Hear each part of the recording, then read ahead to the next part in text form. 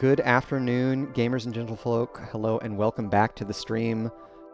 I am bringing a replay cast of the NGS Week 3, and I am excited to be joined by my good friend, Knight, co-casting with me for the first time. Welcome. Say hi to Hey everyone.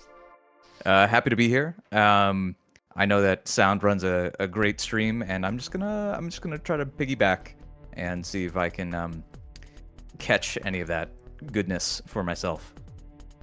Yeah, it's going to be exciting. And of course, please bear with us. It's our first time doing a two-handed stream, so there might be some hiccups here and there. A little cho'Gall action. Yeah, exactly. A little cho'Gall action. Excellent. So let's take a quick look at the series that we're going to be casting this afternoon. As I had mentioned, it is a Week 3 matchup for Division D West. We're going to be seeing Magnitude Aftershock going up against Boss O'Clock in a best-of-3 series. I do not know the outcome. Thankfully, NGS allows us to download the match information without spoiling it. So Knight and I are in the dark regarding who's going to win. Don't spoil it in chat, please. Listen, I'm sure they're both great teams, but Boss O'Clock is a fantastic name. Just S tier name. I have to agree. Boss O'Clock is one of my favorite team names this season. It's excellent. Can't think of a better name for a new team, and they are new this season. This is Boss O'Clock's first time as a team, though not all of their players are rookies. They are sporting a few new players. On the other side, Aftershock is going into their 5th season of NGS. They took a single season hiatus for season 16, but they are back at it again. So Nice. It's pretty exciting. I kind of really like to see that sort of dedication. Not that we're biased for or against either of these teams, but it's a fun little minor inspiration story. Do you want to jump into it? Yeah, let's take a quick look at the Battleground draft info before we get into the games. I do not have map selection data as part of my replay cast, but I can tell you which maps were banned. And we can see Magnitude Aftershock opting for bans on Sky Temple, Garden of Terror, with Boss O'Clock going for Braxis and Tomb of the Spider Queen. Knight, is there anything that these bans kind of tell you about how these teams might approach Heroes of the Storm as a game? Well, it looks like Boss O'Clock banned out 2 smaller maps. They left up BOE, but maybe they feel particularly comfortable on BOE as their one small map, but otherwise it looks like they are prioritizing larger maps. Maybe that will pan out in their hero selection. Maybe an Abathur or maybe some global action, some Falstad, some Dahakas. We'll see when we jump into the game who they picked to sort of. To that end, Cursed Hollow is a great example of a map where those potential global and or oddball picks, your Abathurs, your Vikings, could crop up. So we'll see if anybody picks up something spicy. I'm excited. Something cho'Gall pick, something. Yeah, something. I like it. Yeah. All right. Well, without any further ado, let's get into game number 1. And introducing our teams here on the left in blue, we've got Magnitude Aftershock, Punk playing Chromie, Blunch on Junkrat, Amy 820 on Malthael, Wraithling on Johanna, and Diet Llama on Tyrande. You want to introduce our team on the right? Sure. We have Zakanishu on Diablo. We have Unreal Corey on, what is that, Orphea? Yep. And then we have Peacock on Anduin. And sure enough, we do have a TLV pick here for Touch of Chaos. I'm sorry, we also have Rakanishu on Varian. I'm very excited about the TLV pick. I have no idea if it's going to work out for them, but I immediately breaking into top and bottom lane like that, I'm hoping for a good macro game. Absolutely, and I think Magnitude Aftershock are responding appropriately. We can see Malthael and Junkrat splitting to top and bot, respectively. Meanwhile, in mid, Punk takes a lot of damage coming in from that Orphea. Okay, we did kill a Viking already, but to be expected. I'm not sure if this is good for blue to have their Junkrat stuck down in bot lane. We see red doing a full rotation down there right now. Yeah. Lunch is going to go down here. A 4-hero rotation. Really well played by Boss O'Clock, understanding that even with the pre-4 Varian, the Lost Vikings offer a lot of opportunities for them to abuse these rotations. Yeah, that's the power of TLV. You force one person from the other team to be in a lane they don't want to be in, and then if you're ahead of them, you can really abuse that, as you said. It looks like Malthael is being very safe, stuck in top lane, but is rotating down now to mid. And both teams are doing a great job of taking their camps on time.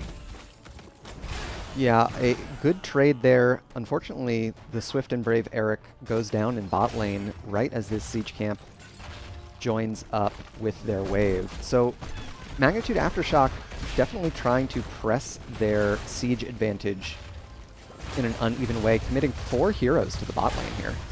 Yeah, they're getting a lot of push down on bot lane. I think Boss O'Clock needs to respond by putting equal pressure on top. They do just that, getting that Malthael kill. A quick smash from Varian. It is Smash Varian at level 4. I was thinking it was going to be Smash. I could have seen an argument for Twin Blades, but given the way they're rotating as 4, Smash makes a lot more sense. Tanking Diablo a lot getting of very power. low. Yeah, that's a lot of free damage. First objective spawning in bot lane.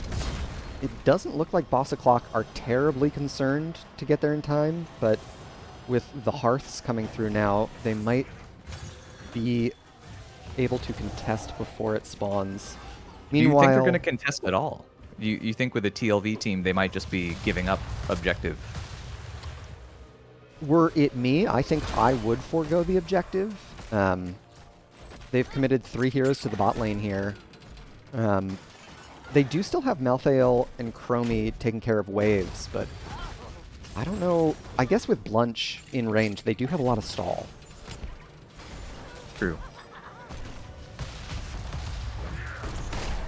Oh my gosh, there's the smash. Wraithling falling very low, already through the Iron Skin. Johanna, no trait, goes down.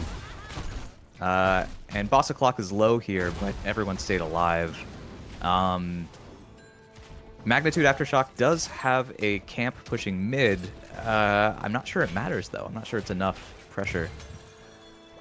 It looks like they're getting through most of the fort wall there. Rakanishu taking a lot of poke damage from Punk on the Chromie. So with Chromie and Junkrat, Aftershock are set up for these long-term stalls. And it doesn't look like they're suffering too much in the experience department either, though they are starting to fall behind on both minions and heroes. It's not more than a half level.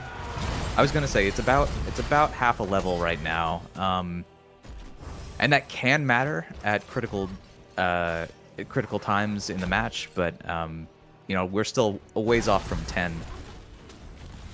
I think the thing that's most concerning, if I'm on the side of Aftershock, is they're not getting any benefit on the side lanes while they stall this objective. Anduin taking a lot of damage here, receives the Tyrande trait. Wraithling comes back in. 1 for 1. 1 for 1 on the left side. We saw Rakanishu take out Punk. Unreal Corey gonna fall with that rotation from Amy 820. It was close, but Orphea didn't quite make it out. And I think I think Diablo might not make it out either here. Yeah. It looks like Amy 820 still connected. Ooh. Oh, The Tyrande snipe. you're a wizard, Harry. The Owl ending up taking out the Lord of Terror. And all the while, this bot fort has taken a lot of punishment. I did not realize that bot fort was quite this low. Yeah, the initial push that Magnitude Aftershock did was substantial. So they didn't have to add that much more. And I'm going to disagree with your point from before that they weren't getting anything out of the objective stall. They got most of front wall on mid fort during that objective stall. That's true. Yeah, it's not nothing. It looks like we've got a boss trade going on here. And heroics are online on both sides. See if there's anything that sticks out to me as out of the blue or out of the norm. It's Power Word Salvation for Anduin. Very interesting. That I'm not sure I love, especially given Johanna picked Blessed Shield. But, you know, we still have a long game ahead of us. It might prove great. Yeah, I think the Junkrat as well kind of offers a lot of disruption and displacement, so I'll be interested to see if Peacock is able to get meaningful channel time out of that heroic. Next objective, and Blunch is already in range for the stall. Doesn't look like the rest of Aftershock are going to make it in time, however. No, I think they're just conceding that particular objective. Oh, very close. Very close. Oh no. Punk and... Oh man, both Orphea and Junkrat going down there. Can't step up that aggressively without your front line in range, I think. That's gonna... Yeah. Yeah. I really have to think that Magnitude Aftershock decided to go in too late there. They should have committed to letting it go or gone in earlier. Because yeah, that was not great. Top boss looks like they got through about half of the fort, and bottom boss got through part of the keep wall. So yeah, we got a tower. It's not so bad. A time loop used on Olaf in mid lane. Well, you know, it's about sending a message. Absolutely, absolutely. The experience is favoring the side of Boss O'Clock. Of course, we can check in and see that is thanks to both their hero kill advantage as well as their minion advantage. And it'll bring them level 13s ahead of Aftershock. Look at this stacked minion wave down in bot lane right now. I don't know if that was on purpose, but Touch of Chaos Punk really... eats the stun.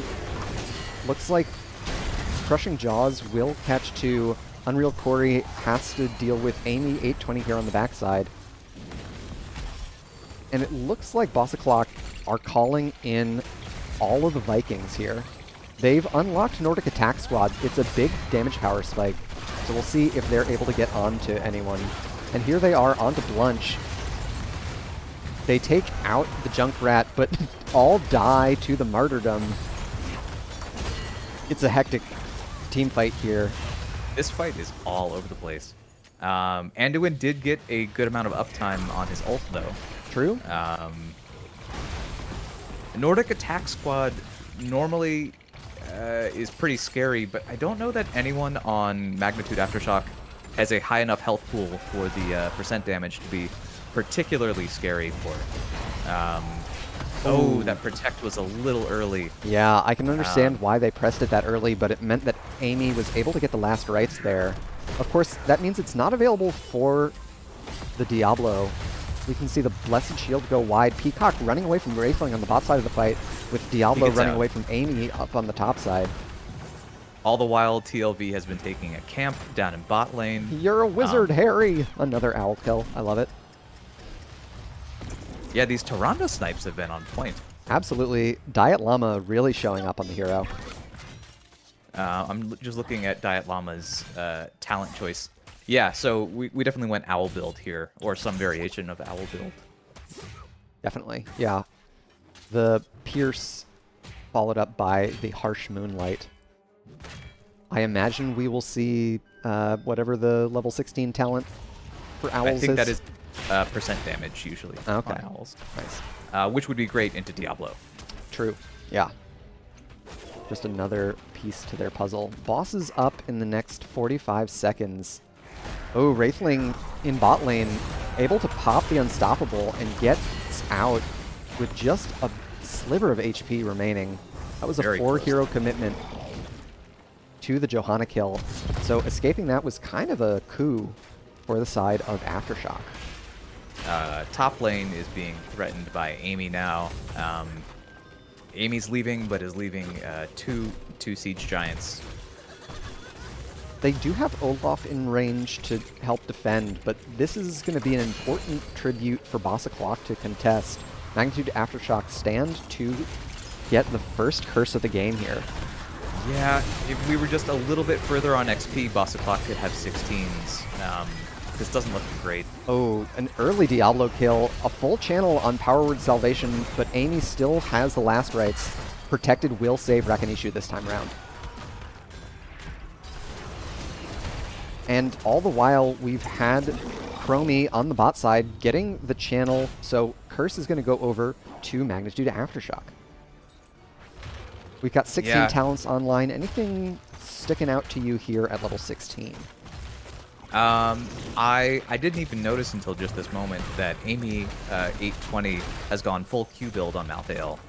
I don't see that very often, so I'm kind of impressed with how Amy is doing. Top damage, top XP, top siege on Amy's team. Nothing else really strikes me as crazy. Orphea took Lurking Terror at 16. Yes. That is something else I don't see very often. Not very often, but with the E build, it's not as surprising. And they've got 26 stacks on their level 7 there, so their damage continues to ramp up. I'm sure they'd love to finish off that level 1 quest as well. A huge damage spike, as well as CC. It's true. Outside of ARAM, I rarely see that level 1 finished. All right, so Boss O'Clock managed to keep all their keeps. That's pretty good, considering. I think if you're a Vikings team, that isn't an unwelcome circumstance. You aren't likely to get a huge team fight win while you're cursed. So I think holding on to all their structures and maintaining equal catapult pressure is going to be something they're pleased with in the end.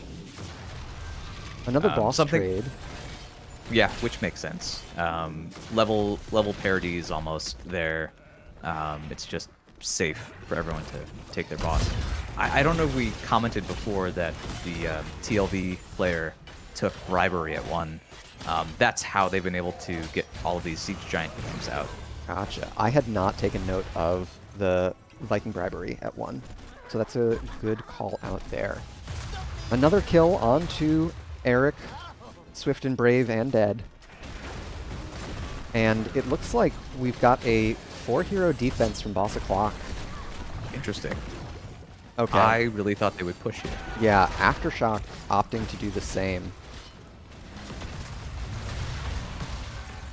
Okay, so both teams are playing it safe. I think both keeps are going to survive. What is next for either team on the map right now? The next thing I see is this tribute, of course. Outside of that, all of our camps are pretty far away. We do have a quick siege camp pickup there. And I love how Boss O'Clock is playing out of vision as much as they can. I think they've been ganking with the Varian very well, taking advantage of that vision manipulation. So it's something that I am excited to see from a Div D team. Junkrat's really well set up around this tribute, though. It's true. And those owls. Yeah, those owls. Diet Llama, a real menace.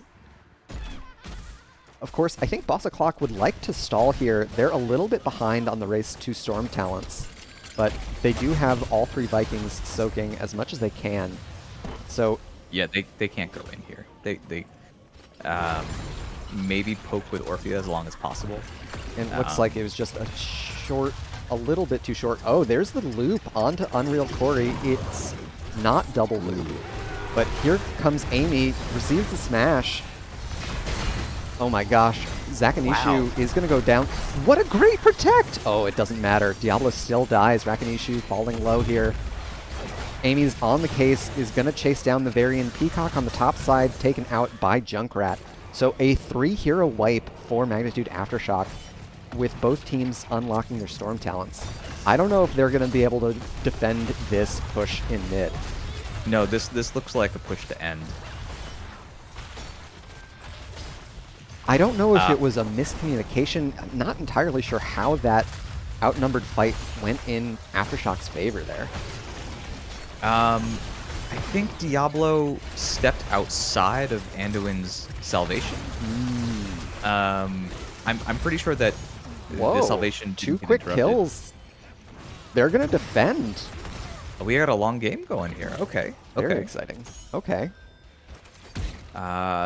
Surprised about that, especially on the Johanna. But that does sort of kind of the power of the Lost Vikings percent damage. They got onto Junkrat and killed him pretty much instantly. And then Unreal Corey was able to mop up the Johanna kill. Absolutely incredible. How long do we have on bosses here? We have 1:30 left on boss for both teams. I think it's just pushing out lanes for boss o'clock here and trying to not let Aftershock get the next tribute. It is a favorable tribute spawn for boss o'clock, but they don't have a fort in mid. So Magnitude Aftershock will have the pre-tap advantage. Amy is going to get scouted by Rakanishu here, able to pop the Unstoppable, that level 13 inevitable end. An early Riptire isn't going to result in too much damage. Holy cow, that's a lot of damage falling onto Rakanishu. Power Word Salvation's upgrade goes off without a hitch. I am surprised at how uninterrupted these Anduin ults have been. Oh, another great last rites onto the Diablo. That was a full death. They did not have souls. A late pull from Peacock will not save his father. King Stormwind goes down.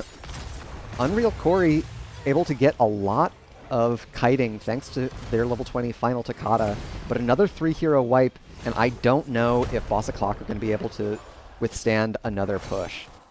I don't think so. I mean, never say never, right? We saw the last push fail, but this looks like the end, especially with Curse. And they don't have the third Viking, so Nordic Attack Squad isn't active. It's only active when all 3 Vikings are in proximity to each other. Core shielding already down. Looks like this is going to be game 1 in the books.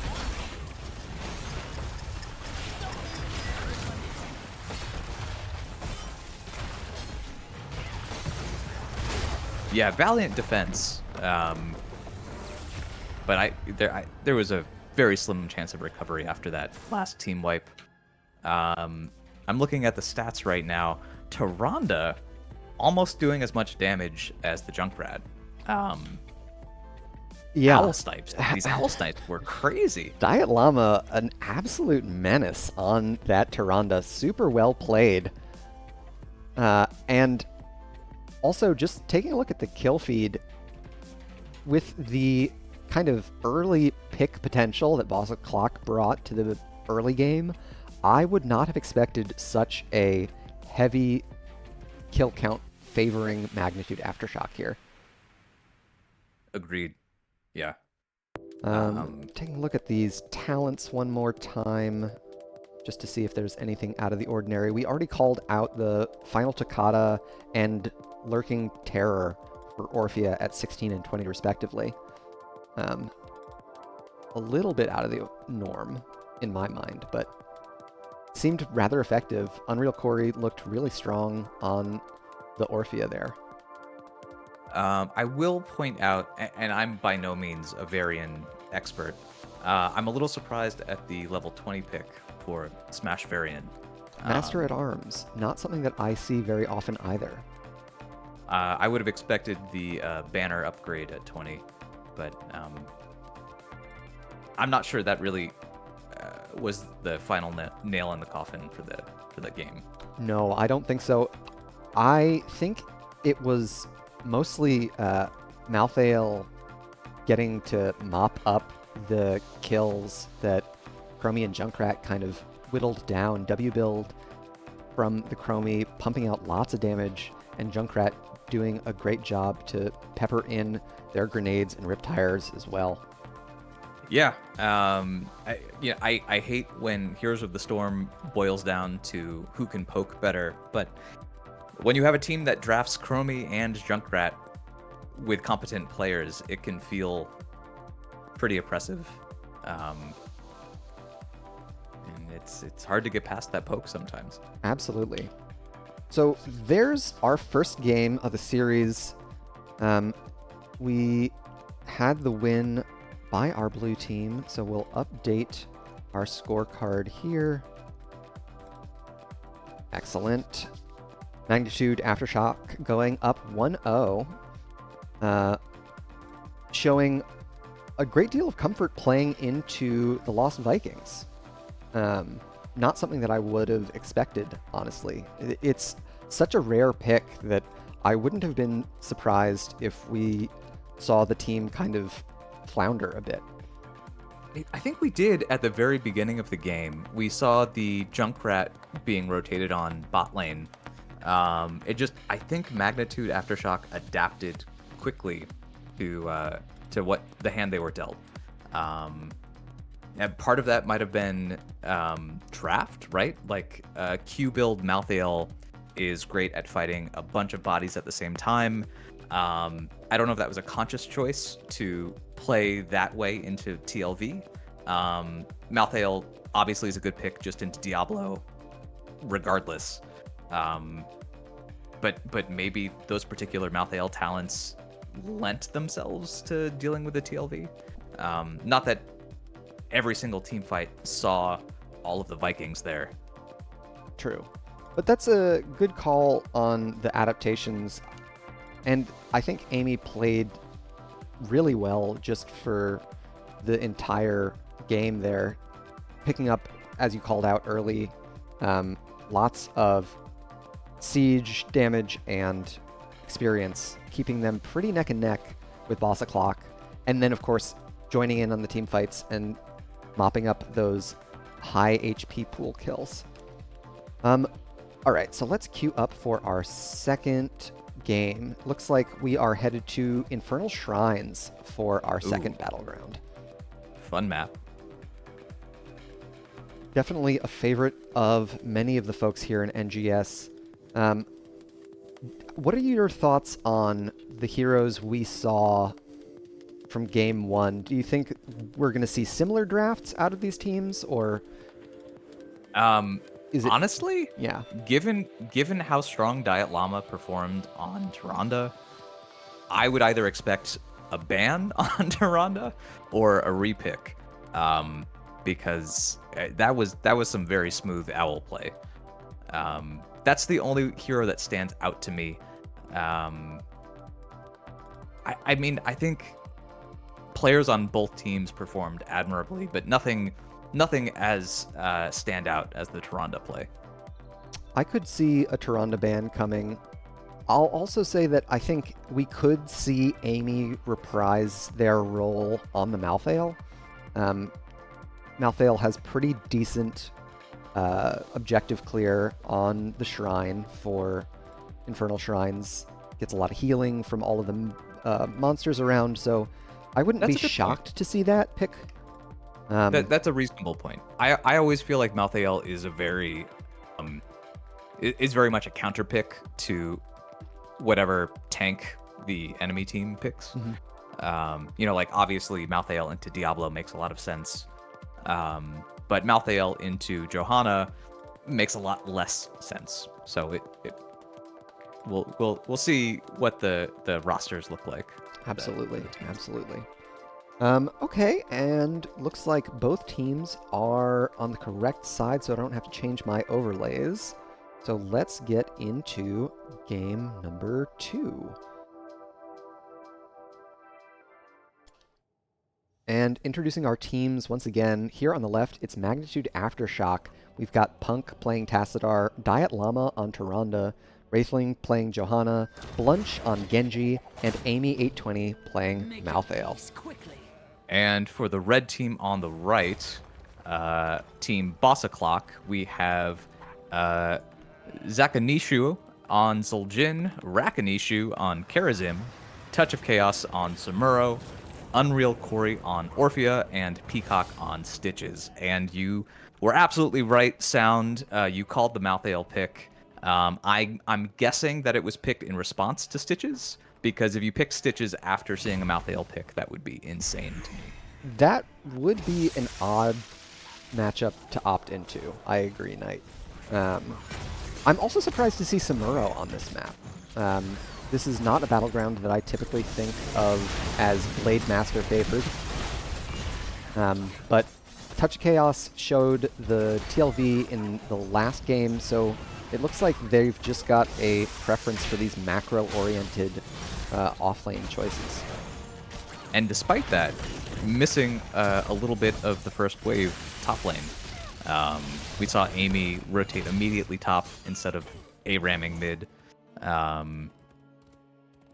I don't know. I have a good feeling about Magnitude Aftershock here. They got to reprise their roles of Tyrande and Malthael again.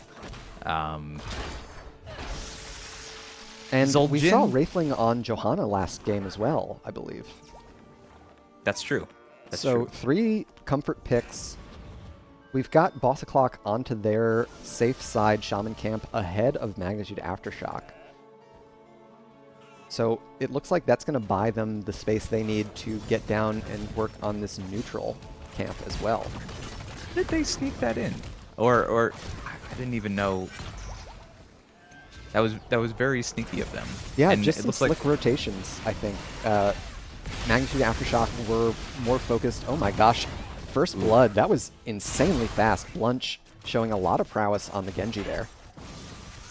Yeah, well, the CC setup of the whole team, the Johanna into the Tyrande follow-up.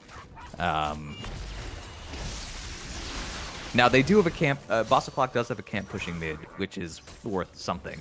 And they also got a camp out bot, which might give them a little bit of siege here. But they are behind maybe a 10th of a level on their way to 5. We've got level 4s on both sides. It's Electric Fence from Tassadar, so adding additional CC pressure to the force walls with the slow that is... Oh my god, a great hook onto Punk. Wraithling is in range to zone. And it was a great hook. Yes. But yeah, he was able to get out. First objective announced here in bot lane. Looks like it's going to be a Mortar Punisher. Neither team getting their Shaman camp out. Samuro might be... No. Okay.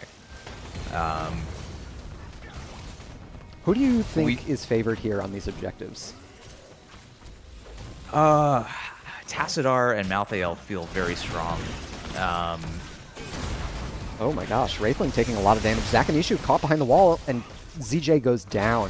First kill of the objective fight going over to Aftershock, and they're not done. Yeah. You gotta love a Genji. You know, you have a team fight, somebody barely gets out with 5 health left. Oh, right, but there's a Genji on the other team. Yeah. Shit. And Blunch is doing a great job cleaning up those kills, turning what was just a one-off pick into a twofer. Amy is being very cognizant of the macro game, immediately turning those kills into an opportunity to go take the Bruiser camp top lane, most likely going to soak afterwards. Yeah, and they're up 7s, Magnitude Aftershock. The momentum is certainly favoring blue team here. have to agree. Wraithling looking for an aggressive scout. Gets onto Rakanishu here. There's the Karazim and another kill going over to Aftershock. So a quick another 2 kills going over to the home team. Looks like they're on a real tear here. Yeah, this is granted, first Punisher, especially a Mortar Punisher, might not get that much done. Although Unreal Corey got very low. True, true. John Cena hits hard. And Magnitude Aftershock used that opportunity to grab Boss O'Clock's camp mid instead of sieging with the Punisher. I think that's correct for the first Punisher. I think that is a good move. Yeah, I like that move as well. I think getting a little bit of space is the most you can hope for out of the first Punisher, and using that space to grab an additional map advantage is definitely worth the attempt. There's another kill. These force wall follow-ups from Punk have been absolutely amazing. Lunch looks like they're looking for more. Rakanishu falling low here, and they will go down. Oof. Yeah, it sort of seems like the style of play that Magnitude Aftershock is employing is, you know, initiation with Johanna, and then immediate follow-up CC with Tassadar Tyrande, and it is working very well for them. Oh my gosh, there's the Blessed Shield out onto Zakanishu.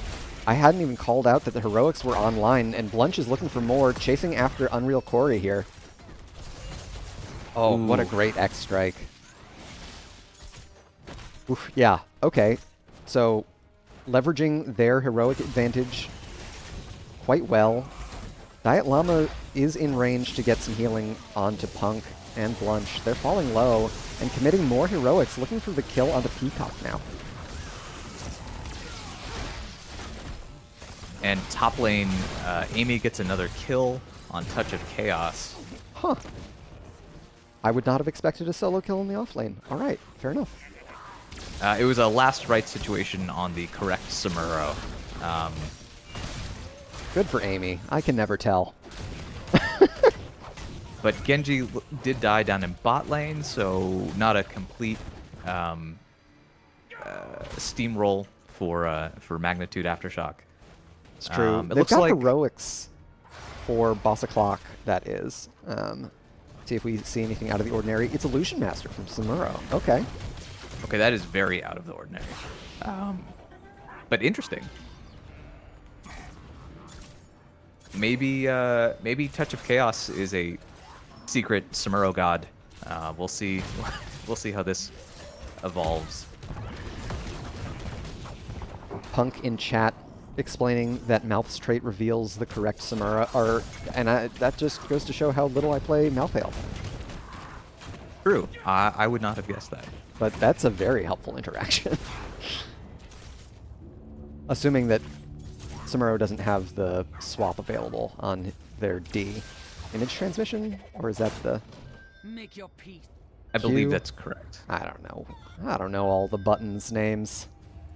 I do, and I very well could be wrong here, I do believe that in the brief window of time where the Last Rites animation is over his head, if he had clone up, he could remove Last Rites, I think. That sounds like a thing that Samuro can do because he's a really reasonable hero. Ooh, Balance. level 13 advantage here. That is a big deal. There's the Blessed Shield out onto Rakanishu. They've opted for 7-sided strike, so they will be able to dodge the Last Rites. That was slick. That was a very slick Hirizim move. It looks like neither team is playing for objectives, really. We're just trying to push Boss O'Clock back. Boss O'Clock would love to get 13s to unlock Fishing Hook for Peacock. But They're it's so far away yeah, from it's it. still 2 or just a level and a half. Amy now taking a lot of punishment from Zul'jin. I don't think Aftershock cares. They have a camp pushing top. They already have Fort down in bot. Punk got gorged on the bot side of the fight. I didn't even notice it. And they're able to get out alive. Okay. Zakanishu has to pop the Tazdingo there. Touch of Chaos getting a lot of damage onto Amy, but they're going to have Fort to goes down. pop out before they can secure the kill. Meanwhile, Amy gets a kill on the objective pit. Still 31. Boss O'Clock may be able to get into this fight one last time. Great stun from Diet Llama. Lands onto Peacock. There's the follow-up from Tassadar. Genji goes in with the Swift Strike to secure another 2 kills. So 13-2 in the kill count in favor of Magnitude Aftershock at this point. Yeah. And they really had no time pressure to circle back and finish objective early. They waited until they had the kill lead there. And I think that makes a lot of sense because they also had that camp rolling in top lane. You called it out during the objective phase. It took out the top fort. So no reason for them not to brawl.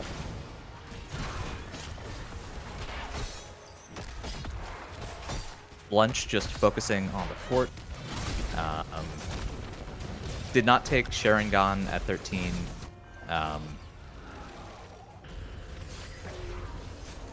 Shingon, definitely a useful talent for sieging, but it looks like they've opted for a full E build instead, opting for flow like water at 13. It's definitely the most fun build for Genji. I will say that. And it looks like we do have talent tier parity here. 13 unlocks Fishing Hook as well for Peacock, so a pretty big power spike for a Gorge Stitches. And we see the Zul'jin pick up in Snare. I think that could be very good for Boss O'Clock. Oh my god, every AoE ult used in the entire... Oh my lord! So we saw every heroic used save last rites. Johanna finished Subdue. That's a huge power spike. And they got the camp and their 16 talents. Yeah, and as they should be, they're just pushing up bot right now. I think they get this keep. Definitely. I have to agree, especially with the catapult behind them.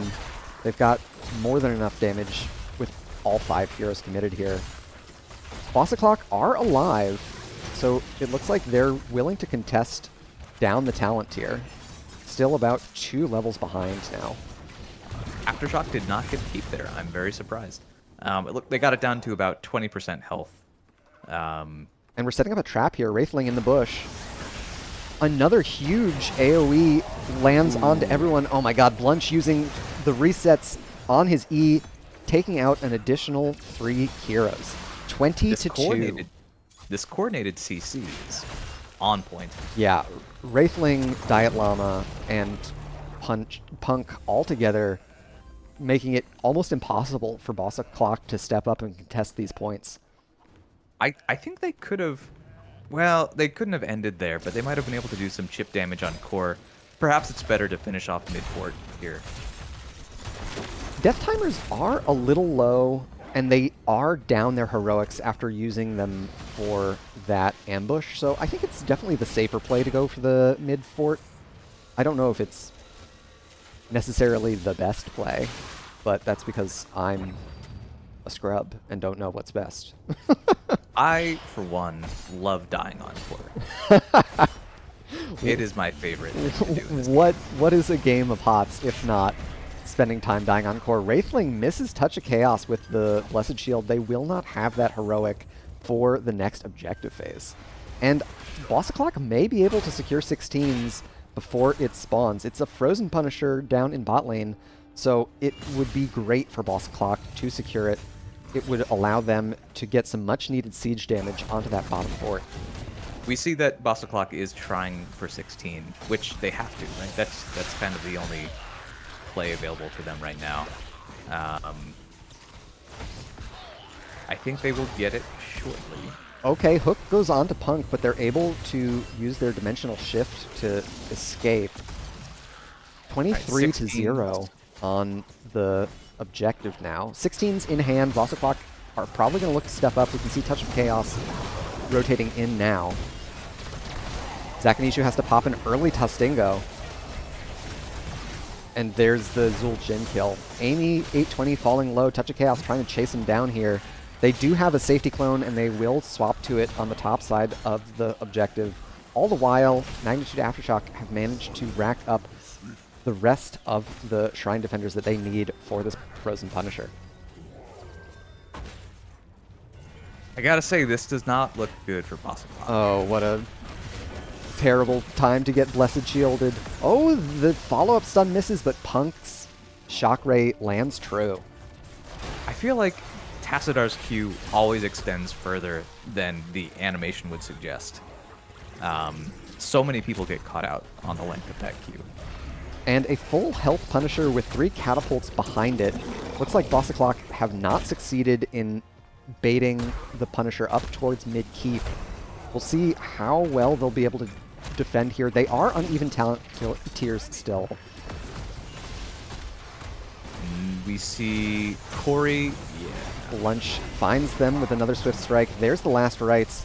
And John Cena and these catapults are locked into the core. Zakanishu goes down as well, unable to pop a Tazdingo there. And that's going to do it for game 2. That felt very decisive compared to the previous game. I am not sure. I'm not sure exactly where that fell apart for Bossa Clock. It kind of felt like they were on the back foot for most of the game. I have to agree. The Zul Jin was unable to find a lot of opportunities to stack. It felt like Magnitude Aftershock were doing a great job avoiding Bossa Clock's rotations. So that might be at least part of the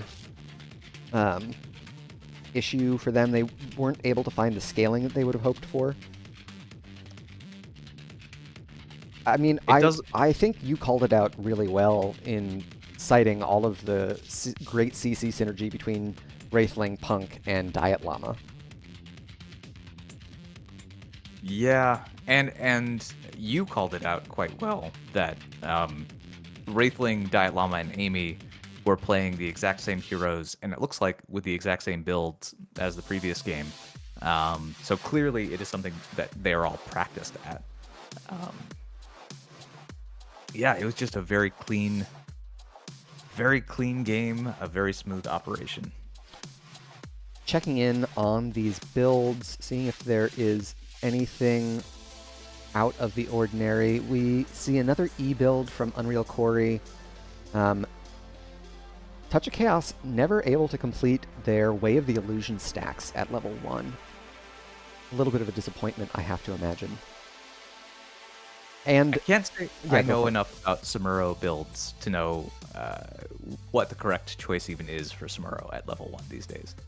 Nor do I. I typically see a Windwalk-focused Bladestorm at 10 build as the most popular one, but I think that's because it's probably the easiest to execute on. Way of the Illusion is frequently paired with Illusion Master at 10. I think the clone damage stacking is really helpful in that regard, but that makes sense. That's just a guess. I called it out in the moment, but Wraithling completing Subdue as well, not the most common thing to see. Do you feel like that helped keep them in commanding lead, or was that just more of an afterthought? I really think that was more of an icing on the cake situation. We saw Wraithling finish Subdue during that great camp invade in bot lane, where all of the ults got used. I think that is where the quest got finished. It certainly helped cement the victory, but I think it was a bit of a win more condition. You're right; it very seldom gets finished. It looked like Johanna didn't really need it for this game. True. Actually, let's go back here real quick. And since we got the 2-0, we can just head straight over to our post-game match summary. It was a fun 2 games. I will say I was happy to see that Bossa Clock, a team with such a fun name, also brought some creative comps. Both the TLV and Samuro out of Touch of Chaos were not heroes that I was necessarily expecting to see. Agreed. In fact, I was when I saw that we were playing on Shrines for the second game, I was secretly hoping we would see TLV again. But for all we know, TLV got banned out in the draft phase. Entirely possible. Entirely possible. Trying to think back to any other moments. I would say that as you've continued to ring the bell of Diet Llama's Tyrande seems to be a real force to reckon with, something that everyone in D West is going to have to keep their eye out for moving forward in the season. Absolutely. And, I am curious if the performance would degrade a little bit if Wraithling didn't have the Johanna to pair with it.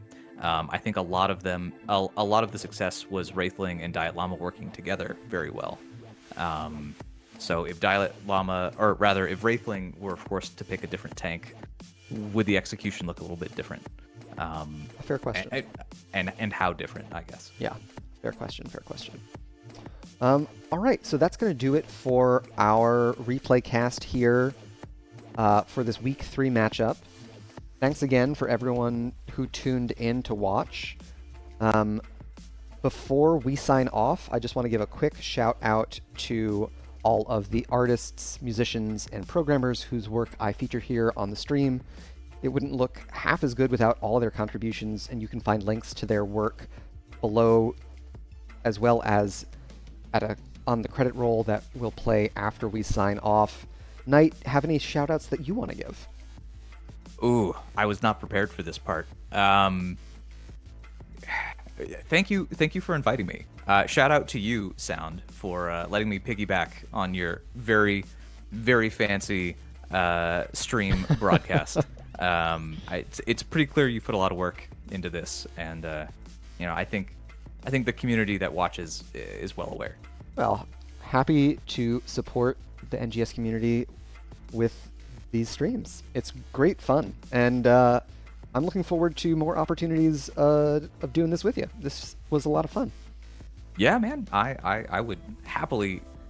Who knows? Maybe we could even cast a live game one of these times. That would be cool. That'd be pretty cool. That'd be pretty cool. All right, that'll do it from us. I'll sign off. Before I go, wish everyone good luck and fun in their future games. Peace and love, y'all. Peace and love, y'all.